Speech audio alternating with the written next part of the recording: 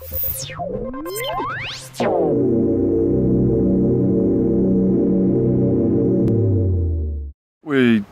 sort of starts creeping up on you a bit actually, when you sort of look back to how we've put together this campaign, and we started it 3 years ago, and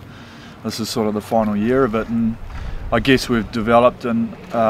natural progression right through the years, and we've had some some really good racing over that time. And with rowing, generally you're in it for a long haul, you're in it for like a 4-year cycle, from Olympics to Olympics, and for us we really wanted to capitalise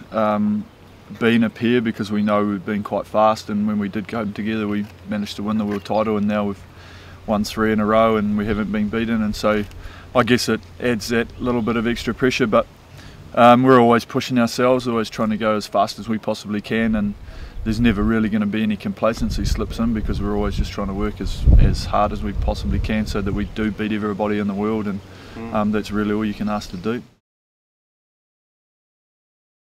I guess the flexibility side of it is really what attracted me to Massey. I initially started off at Otago. I'm from Dunedin, so it sort of made sense to natural progression, but then I was required to relocate up to Cambridge for rowing, and if I wanted to continue studying, I guess I had the option to go into Waikato or studying extramurally through Massey, and I chose that option just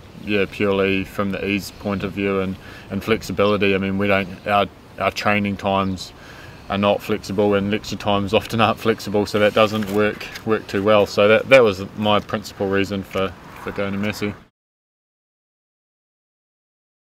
You'd be stupid not to follow both if you can, to a degree. I mean, if you blindly go after your sport, you don't know how it can be a fickle nature, really. I mean, you're injured,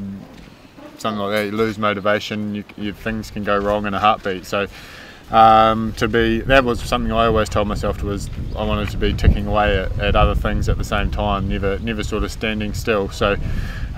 we're also lucky in sport, you get to meet a lot of people, you get to meet influential people, so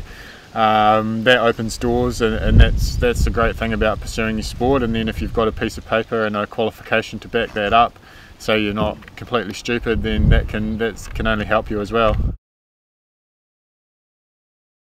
Generally we find, like when we do start to head overseas, you might have, on the plane rides and things like that, you start, could fall on a day that you